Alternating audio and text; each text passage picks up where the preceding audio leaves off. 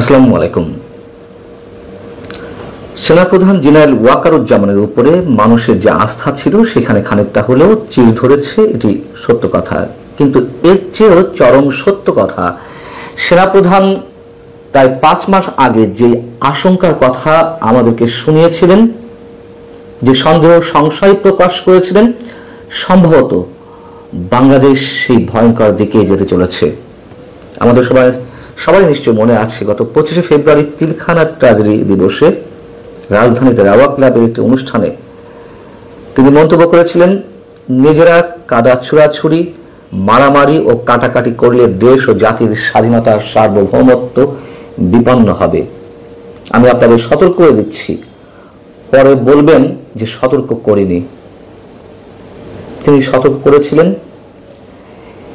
এই মুহূর্তে বাংলাদেশে যে একটা ঘনঘোর অন্ধকার আমাদের উপরে জেঁকে বসেছে, এটা নিশ্চয়ই আরো নিকষ কালো হবে। গত প্রায় 1 বছর ধরে যা চলছে, ডক্টর ইউনূস সরকার আসার পর থেকে, তা তো দেশের একটা অগ্রযাত্রার পথে যে সূচকগুলো আমাদের সামনে থাকে তার কোনোটিই তো ইতিবাচক নয়। আওয়ামী লীগ এমনিতেই মাইনাস হয়ে গেছে, এখন বিএনপিকে মাইনাস করার জোর প্রচেষ্টা, সেই ষড়যন্ত্র চলছেই।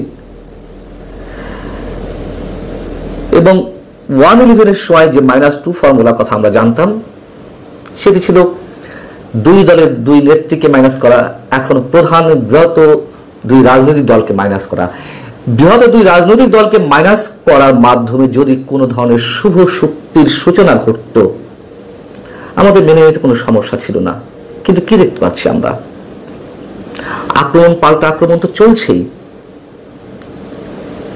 কিন্তু মাত্র কয়েকদিন আগে রাজধানীর মিটফোর্ড হাসপাতালের সামনে একজন ব্যবসায়ীকে যেভাবে মধ্যযুগীয় বর্বরতায় হত্যা করা হলো, তারপর থেকে বিএনপিকে যেভাবে আক্রমণ করা হচ্ছে, এবং স্পষ্ট একেবারে প্ল্যান্ড ওয়েতে সবকিছুর বাস্তবায়ন চলছে।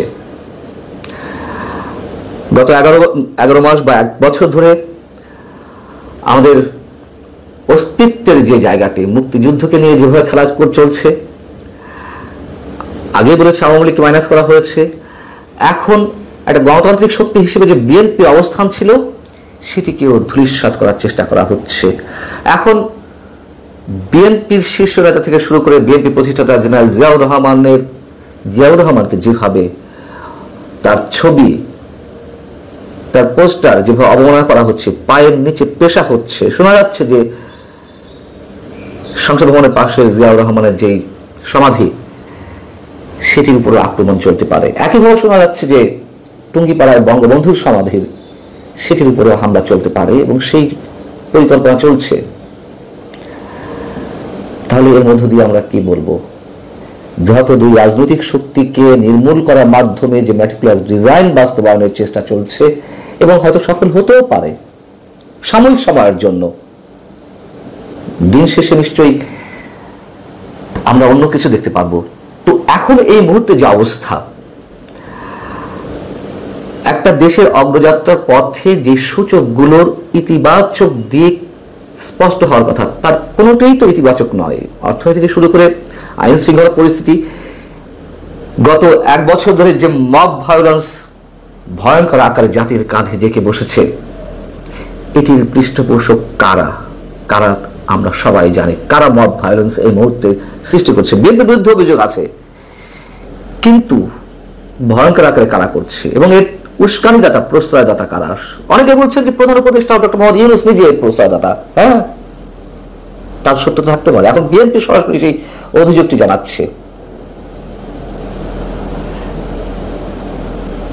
জঙ্গিবাদের যে উত্থানের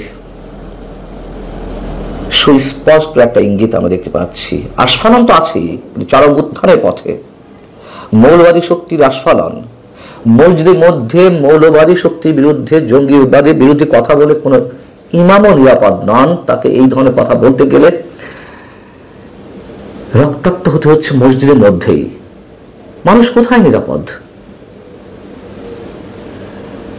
স্বাধীনতা বিরোধী শক্তির যে আয়োজন খুব মহাসমরা হয়ে চলছে। অতএব এর পরের স্টেজ নিশ্চয়ই আমাদের স্বাধীনতা সার্বভৌমত্ব বিপন্ন হওয়ার আশঙ্কার বিষয়টি আমরা আনতেই পারি। যেমন বরাবরই বলি যে আওয়ামী লীগের সময় যে পলিটিক্যাল ভ্যাকুয়াম তৈরি করা হয়েছিল তার পরের স্টেজ হচ্ছে জঙ্গিবাদ চরমপন্থার উত্থান। আমরা সেটির আভাস তো দেখছি। এবং এরপরে স্টেজ কি? সবাই ঐক্যের কথা বলছে, প্রধান উপদেষ্টা থেকে শুরু করে প্রত্যেক রাজনৈতিক দল, কিন্তু প্রত্যেকের এজেন্ডা অনুযায়ী চলছে। প্রধান উপদেষ্টা নিজেই বিভাজন তৈরি করেছেন, তিনি নিজেই বিরোধী দল সৃষ্টি করেছেন। সরকারি দল তো সৃষ্টি করেছেনই, আবার বিরোধী দল তৈরি করছেন। একটা অকার্যকর রাষ্ট্রের দিকে এগিয়ে যাচ্ছে বাংলাদেশ, একটা ব্যর্থ রাষ্ট্রের দিকে এগিয়ে যাচ্ছে। এবং এই ব্যর্থতার, এই অকার্যকরতার মধ্য দিয়েই পরাশক্তিগুলোর খেলার একটা উর্বর ভূমির হিসেবে তৈরি হয় সেই ভূখণ্ড। ডিপ স্টেটে খেলা খুব জোরে সোরে চলছে, এটি তো এখন আমাদের কারোর মুখের কথা নয়, তার যথেষ্ট প্রমাণ পাওয়া যাচ্ছে। এই অবস্থায় এসে নিশ্চয়ই বা আরো আগে থেকে দুটি প্রতিষ্ঠানের উপর মানুষের আশা আকাঙ্ক্ষা সব কেন্দ্রীভূত ছিল। একটি হচ্ছে রাজনৈতিক শক্তি, সেটি নিঃসন্দেহে বিএনপি। যে দায়িত্বশীলতা ছিল সেই দায়িত্বশীলতা তারা নিশ্চয়ই সেভাবে পালন করতে পারেনি, বারবার ট্রাপে পা দিয়েছে সরকারের, ভবিষ্যতে বোধহয় আরো দেবে। আর একটা শক্তি হচ্ছে নিঃসন্দেহে আমাদের সেনাবাহিনীর উপরে মানুষের চরম শেষ মুহূর্তে হলেও আশাটা ধরে রাখে মানুষ, সেই আশাই অবশিষ্ট ছিল। কিন্তু সেখানেও অনেক বেশি চির ধরে গেছে, এটি বাস্তবতা। যেহেতু সেনাবাহিনীর সদস্যরা ম্যাজিস্ট্রেসি পাওয়ার নিয়ে রাজপথে আছেন, তারপরেও কিছু দেখছে না মানুষ। একের পর এক ভয়ঙ্কর সব ঘটনা ঘটছে। সেনাপ্রধান বিতর্কিত হয়েছেন, এটি সত্য কথা, কিন্তু আমার এখনো বিশ্বাস দেশের স্বার্থে, দেশের সার্বভৌমত্বের স্বার্থে সেনাবাহিনী নিশ্চয়ই তার যথাযথ রোলটি প্লে করবে। একই সাথে বিশ্বাস বিএনপিও তার দায়িত্বশীলতার জায়গাটি প্রমাণ করবে। আমরা নিশ্চয়ই কেউ জানি না কোন দিকে আমরা যেতে চলেছি, তবে এটা নিশ্চিত করে বলা যাচ্ছে ঘনঘর এক অন্ধকারের দিকে আমরা। সেই অন্ধকারের যেই গভীরতা, সেটি কতটা নিকষ কালো তা হয়তো বলতে পারছি না, তবে একটা ঘনঘর অন্ধকারের দিকেই যাচ্ছি। যে দুটি প্রতিষ্ঠানের কথা বললাম তারা কি করবে এখন সেটি তাদের দায়িত্বশীলতার বিষয়। আসসালামু আলাইকুম রহমতুল্লাহি ওয়া বারাকাতুহু। সম্মানিত দর্শক, আজকের বিষয়ে বিস্তারিত আলোচনা করার আগে কতগুলো বাস্তব খবর আপনাদেরকে বলে নেই। আমাদের দেশের মধ্যে বেশ কয়েকটি হত্যাকাণ্ড ঘটেছে অতি সম্প্রতি, এবং রাজনৈতিক হত্যাকাণ্ড।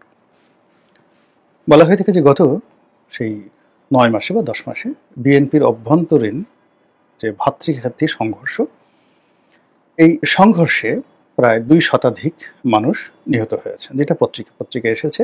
এর বাইরে খবর আরো অনেক বেশি ভয়াবহ। আর অন্যান্য রাজনৈতিক দলের সঙ্গে, প্রতিপক্ষের সঙ্গে হতাহতের যে খবর, এটিও মানুষকে আতঙ্কিত করে তুলেছে।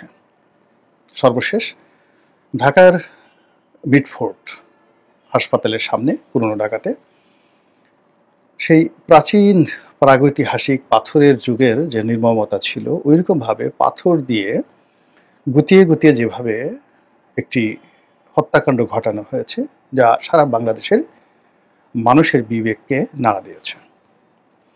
এই হত্যাকাণ্ড নিয়ে যারা রাজনৈতিক কর্তৃপক্ষ, তারা সরাসরি বিএনপিকে দায়ী করছে।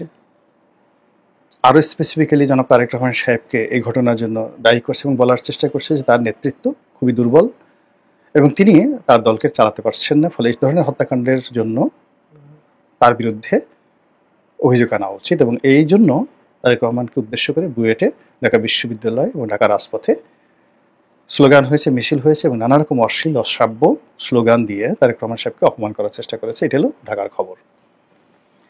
দেশের বাইরের যে খবর হলো যে আপনারা জানেন যে আমাদের সীমান্তের ওপারে, মায়ানমার সীমান্তে, ওখানে একটা যুদ্ধ অবস্থা নয়, ঠিক যুদ্ধ চলছে, চতুর্মুখী যুদ্ধ। সেই যুদ্ধটা হলো ওখানে ভারতের কিছু বিচ্ছিন্নতাবাদী গ্রুপ, রাখাইন প্রদেশ, তার পাশে যে চীন প্রদেশ রয়েছে, এই দুই জায়গাতে তারা আশ্রয় নিয়েছে এবং ওখানে বসে তারা সেই উলফা, যে পরেশ বড়ুয়ার যে উলফা সহ আরও বেশ কয়েকটি গ্রুপ সেখানে তারা অস্থিতিশীল পরিবেশ তৈরি করছে ভারতের জন্য, এবং ভারত এটা নিয়ে বাংলাদেশকে দায়ী করছে। এর কারণ হলো বাংলাদেশের লোকজন, রাজনৈতিক সংগঠন এবং এমনকি সরকার, তারা এই উলফাদেরকে আশ্রয় প্রশ্রয় দিচ্ছে, এরকম অভিযোগ ভারতের। দ্বিতীয়ত হলো আরাকানের যে আরাকান আর্মি, সেই আরাকান আর্মির সঙ্গে বাংলাদেশের সম্পর্ক, তারপরে ওখানে যারা আছেন তাদেরকে মানবিক সহায়তা দেওয়ার জন্য করিডোর দেওয়া, এরপর ওখানে একটা নতুন রাষ্ট্র তৈরি করার জন্য পশ্চিমা চক্রান্ত, এসব নিয়ে রীতিমতো বহুদিন ধরে তোলপাড় চলছে। এবং আমরা যারা দেশের জনগণ, আমরা সবাই বলার চেষ্টা করছি যে মায়ানমারে এই অভ্যন্তরীণ বিষয় আমাদেরকে জড়ানো ঠিক হবে না। জাতিসংঘকে বিশ্বাস করে করিডোর দেওয়ার কোনো মানে হয় না। আর আমেরিকার খপ্পরে পড়ে সেন্ট মার্টিন বলেন বা এই সমস্ত এলাকাতে তাদেরকে এখানে বসতি গড়ার বা তাদেরকে ঘাঁটি করার বা তাদের সঙ্গে যে কোনো কৌশলগত সম্পর্ক করার বিরুদ্ধে বাংলাদেশ ফুঁসে উঠছে। এই গেল দীর্ঘদিনের খবর। এর বাইরে পুরনো যে জিনিসগুলো আমাদেরকে আতঙ্কিত করছিল সেটা হলো আমাদের এই সৈয়দপুর, উত্তরবঙ্গের সৈয়দপুর, ওখানে একটা ব্রিটিশ জমানার বিমান ঘাঁটি ছিল, এখন পরিত্যক্ত। ওখানে একটা নতুন বিমান ঘাঁটি করার জন্য চীন আমাদেরকে সহযোগিতা করবে এবং ওখানে একটা বড় বিমান ঘাঁটি তৈরি হবে, যেটিকে বলা হচ্ছে এশিয়ার বৃহত্তম বড় বিমান ঘাঁটি, এবং এটা যেন না করতে পারে এজন্য ভারত দিল্লি থেকে তর্জন গর্জন করছে। এবং সেই সৈয়দপুর ঘাঁটির উল্টো দিকে ভারতের যে ঘাঁটি রয়েছে, বিমান ঘাঁটি, সেখানে ভারত ড্রোন, দূরপাল্লার মানে স্বল্পমাত্রার ক্ষেপণাস্ত্র, বিমান বাহিনীর একটি ইউনিট থেকে শুরু করে পুরো একটা যুদ্ধের মতো অবস্থা, যাকে বলা হয় এক রেজিমেন্ট সৈন্য, পুরো একটা রেজিমেন্ট সৈন্য, সেখানে অতিরিক্ত 8,000 সৈন্যের একটা বাহিনী সেখানে মোতায়েন করা রয়েছে বাংলাদেশ সীমান্তের ওপারে। এবং এর ফলে কি হলো, চিকেন নেক, শিলিগুড়ি করিডোর, এবং একই সঙ্গে আমাদের আরেকটি চিকেন নেক যেটা ফেনী নদীর এই পাশে যেটা রয়েছে, এই দুটো এলাকাকে কেন্দ্র করে আমরা ভয়ে আতঙ্কে আছি। ভারত যে কোনো সময় সার্জিক্যাল স্ট্রাইক চালাতে পারে বলে ভারতের পত্রপত্রিকা এবং গণমাধ্যমগুলো দীর্ঘদিন ধরে প্রচারণা চালাচ্ছে। তো এই আন্তর্জাতিক যে দেশের যে অবস্থা, তার সঙ্গে সঙ্গে আন্তর্জাতিক এই যে সমস্যাগুলো, এটা গত 10-11 মাস ধরেই আমরা শুনে আসছি। এর মধ্যে দুটো যুদ্ধ হয়ে গেল। প্রথম যুদ্ধ যেটা হলো ভারত পাকিস্তান যুদ্ধ হলো, এবং এটা কাশ্মীরের মুসলমানদেরকে কেন্দ্র করে। সেই যুদ্ধ শেষ হলো, এরপরে শুরু হলো ইরান এবং ইসরায়েলের যুদ্ধ। এবং এই দুটো যুদ্ধ নিয়ে ভারত খুব ব্যস্ত ছিল। এর কারণ হলো ইসরায়েলের সঙ্গে তার নিবিড় বন্ধুত্ব, আমেরিকার সঙ্গে বন্ধুত্ব, আর এদিকে পাকিস্তানের সঙ্গে যুদ্ধে তার সরাসরি জড়িয়ে পড়া। ফলে বাংলাদেশ বিষয় নিয়ে তার চিন্তা ভাবনা করার সময় ছিল না। এবং এই দুটো যুদ্ধ বন্ধ হওয়ার পর এখন ভারত পরিপূর্ণভাবে বাংলাদেশের ব্যাপারে মনোযোগী হয়ে পড়ছে, এবং এটাই হলো আমাদের আতঙ্কের বিষয়। আর মাসটা হলো জুলাই এবং আগস্ট মাস, আমাদের যখন শনির দশা ঘুরতে থাকে জাতির উপরে। এর মধ্যে যে পিলে চমকানো খবর সেটা হলো ভারত ড্রোন দিয়ে তারা ওই যে আরাকান রাজ্যে হামলা চালিয়েছে, এবং সেখানে বহু সংখ্যক হতাহতের ঘটনা ঘটেছে যারা এই উলফা বিদ্রোহী। ভারতের আসাম রাজ্যের যে সকল বিদ্রোহী আসামকে স্বাধীন করতে চাচ্ছে, এবং এই উলফা, পরেশ বড়ুয়া এবং এদের জন্যই চীনা মদতে 10 ট্রাক অস্ত্র বাংলাদেশের মধ্য দিয়ে যাচ্ছিল।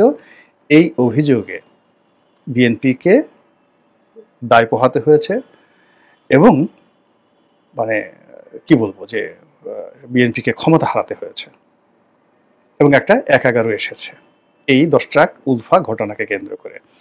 তো সেই উলফাকে ধ্বংস করার জন্য আরাকানের এই জায়গাতে, যার সঙ্গে পুরো আমাদের চট্টগ্রাম, পার্বত্য চট্টগ্রাম, খাগড়াছড়ি, বান্দরবান পার্বত্য এলাকা, এখানে জঙ্গি তৎপরতা চলছে, এবং এই এলাকা দিয়ে চীন বিদ্রোহীরা, মানে ওই যে চীন প্রদেশে চীন বিদ্রোহীরা, আরাকান বিদ্রোহীরা, রোহিঙ্গা বিদ্রোহীরা, আরসা বিদ্রোহীরা সবাই ভারতের স্বার্থ তারা ক্ষুণ্ণ করছে, এই অভিযোগ তুলে ভারতে উত্তাল অবস্থা এবং যুদ্ধ অবস্থা, যেটা আমরা বাংলাদেশে এখানে বসে এখনো টের পাচ্ছি না, তারই একটা নমুনা হয়ে গেল সার্জিক্যাল স্ট্রাইক সেখানে। এখন ভয় হলো যে যে সার্জিক্যাল স্ট্রাইকটা তারা করেছে মায়ানমারে, ঠিক সেম সার্জিক্যাল স্ট্রাইক তারা যদি বাংলাদেশের যে গহীন অরণ্য থানসির গহীন অরণ্যটা বলতে গেলে এই বিভিন্ন গেরিলা যোদ্ধা, এটা ভারতের বিচ্ছিন্নতাবাদী আছে, মায়ানমারের বিচ্ছিন্নতাবাদী আছে, আমাদের পাহাড়ি ভাই বোনেরা যারা বিচ্ছিন্ন ওখানে স্বাধীন জুমল্যান্ড করতে চায় তারা আছে। তো সেই থানসি গভীর অরণ্যে এই জঙ্গি ঘাঁটি আছে, তারপর শেষে নানা রকম যাকে বলে অভিযোগ ভারত করে আসছে, এবং সেখানে তারা সেই সার্জিক্যাল স্ট্রাইকটা চালায়। কি হতে পারে বলেন তো? আমরা কি করতে পারি এই সময়টাতে? এই আতঙ্কটা আমাদেরকে কিন্তু পেয়ে বসছে, এবং যারা এই ধরনের খবরাখবর রাখেন তারা নানা রকম সমীকরণ তৈরি করার চেষ্টা করছেন। অন্যদিকে যদি এটা সৈয়দপুরের দিকে গিয়ে আর একটু এগোয়, সিলেট সীমান্তে যদি ভারত বাড়াবাড়ি করে, তার সঙ্গে আওয়ামী লীগ তো দিল্লিতে, কলকাতাতে, আসামে, গুয়াহাটিতে, ত্রিপুরাতে তারা ওত পেতে বসে আছে। হাজার হাজার আওয়ামী লীগের নেতাকর্মী সেখানে গিয়ে তাদের বাড়ি ঘর নির্মাণ করে তারা কখন এই ভারতের সহযোগিতায় বাংলাদেশে আসবে, বিএনপিকে উল্টে ফেলবে, ইউনূস সরকারকে উল্টিয়ে ফেলবে, এই স্বপ্নে যারা বিভোর হয়ে আছেন এবং তাদের যারা লোকজন আছেন বাংলাদেশের কর্মীরা, তারা তো প্রতি মুহূর্তেই সেই, এখন তো আরও ডক্টর মোহাম্মদ ইউনূস সেই স্টারলিংক ওপেন করে দিয়েছেন, ফলে পুরো স্যাটেলাইট ভিউ, এই স্টারলিংকের মাধ্যমে পুরো স্যাটেলাইট ভিউ এই আওয়ামী লীগের নেতাকর্মীরা তারা বিনিময় করছেন তাদের দাদাদের সাথে এবং তাদের নেতাদের সাথে। আর এরই মধ্যে ঢাকার রাজপথ উত্তপ্ত, বিএনপিকে নিষিদ্ধ করার দাবি, তারেক রহমানকে গালাগালি, তারপর একটার পর একটা হত্যাকাণ্ড ঘটছে, এবং সেটিগুলো নিয়ে উত্তাল একটা অবস্থা তৈরি হয়েছে। এবং আপনারা জানেন যে যখন আওয়ামী লীগ সরকারের পতন হলো, এই পতনকে ত্বরান্বিত করার জন্য আগুন লাগানো হয়েছিল, সরকারি অফিসগুলোতে আগুন লাগানো হয়েছিল, ফাইলপত্র পুড়িয়ে দেওয়া হয়েছিল, সরকারি কর্মকর্তাদেরকে মারধর করা হয়েছিল, পুলিশকে পিটানো হয়েছিল, পুলিশকে মারা হয়েছিল, অস্ত্র লুট করা হয়েছিল, এবং এগুলো যে বিদেশি মদদে হয়েছে এটা এখন ওপেন সিক্রেট।